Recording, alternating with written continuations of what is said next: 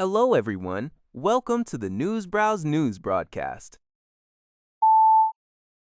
CBS News reports that Iran's military is on high alert, declaring readiness to repel any new attack by the U.S. or Israel following recent military drills near Tehran. This comes as peace talks with the U.S. remain stalled. President Trump is heading to China for a summit with President Xi Jinping, where the Iran war is expected to be a key topic. Despite Trump downplaying the need for China's help, Beijing is reportedly eager for a peaceful resolution. The conflict has had significant economic repercussions, including a surge in U.S. consumer prices to a nearly three-year high, largely driven by energy costs. Meanwhile, Australia has announced it will join a France and UK-led mission to secure shipping in the Strait of Hormuz, while Israeli strikes continue in Lebanon despite an existing ceasefire. Iran's national soccer team also faces visa complications for the upcoming World Cup in the U.S. due to alleged links to the IRGC. The U.S.-China summit talks are set to begin tomorrow, May 14th, with the Taiwan issue highlighted as the foremost topic. As President Trump heads to Beijing for his second visit in 9 years, discussions are expected to include Iran, but Chinese Communist Party officials confirmed Taiwan remains their top priority. Taiwan's main opposition Kuomintang chairwoman, Chung Li-wen, expressed close observation over whether Trump would intensify the U.S. stance from not supporting to opposing Taiwan independence. Amid concerns that Trump might make a deal on Taiwan with China, some Taiwanese citizens fear the U.S. could sell out the island, with over half doubting U.S. military intervention in a contingency. In response, Taiwan is strengthening its defenses by developing indigenous suicide drones capable of carrying 10-kilogram explosives, aiming to procure about 50,000 units from private firms in 2 years. This strategy, inspired by Iran's use of cheap drones against expensive U.S. missiles, seeks to create an unpredictable defense against potential threats. Drone piloting courses, with 70% female participants, underscore the public's resolve. The world watches how Trump will address Taiwan at this crucial summit. Tri Zi Tai Wei Hunn.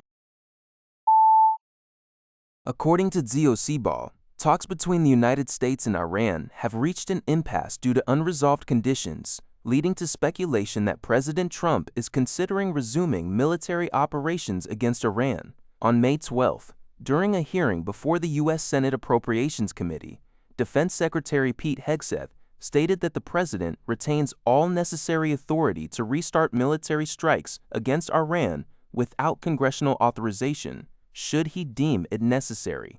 This statement was in response to a question from Republican Senator Lisa Murkowski of Alaska regarding the requirement for congressional approval. Hegseth explicitly referred to Article 2 of the U.S. Constitution, which he believes grants the president the requisite powers for such actions. While the 1973 War Powers Resolution typically mandates congressional authorization for military engagements lasting beyond 60 days, the Trump administration has previously argued that this limitation is unconstitutional.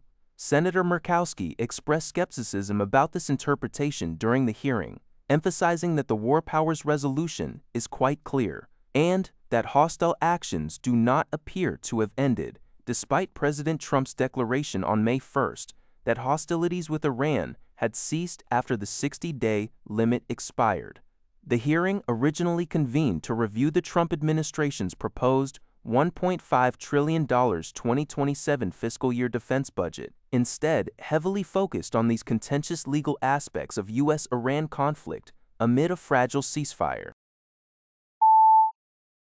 According to Liana Zolbao, the Institute for Energy Economics and Financial Analysis, IEEFA, reports that Europe's reliance on U.S. natural gas is projected to reach an all-time high this year, as the U.S. steps in to cover the shortfall from reduced Middle Eastern gas supplies. American liquefied natural gas, LNG, is expected to constitute approximately 2/3 of Europe's LNG imports, setting a new record. This could potentially elevate the U.S. above Norway as Europe's largest overall gas supplier. Since Russia's 2022 invasion of Ukraine, the EU has actively sought to diversify its energy sources, with U.S. LNG becoming a crucial alternative to Russian pipeline gas. However, despite these efforts, some European officials express concern about merely shifting dependence from Russia to the U.S.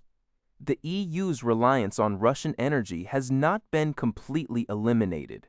In the first quarter of this year, the bloc imported 6.9 billion cubic meters of Russian gas, a 16% year-on-year increase and a new high since the war began. Russia remains the EU's second-largest LNG supplier, accounting for about 14% of total imports, with countries like France, Spain, and Belgium being primary buyers via tankers. The IAEA warns that Europe's increasing dependence on the volatile global LNG market makes it more vulnerable to geopolitical conflicts such as the ongoing Iran war, which has already intensified market fluctuations and heightened natural gas price risks. That's all for this video. Thank you for watching. See you in the next video.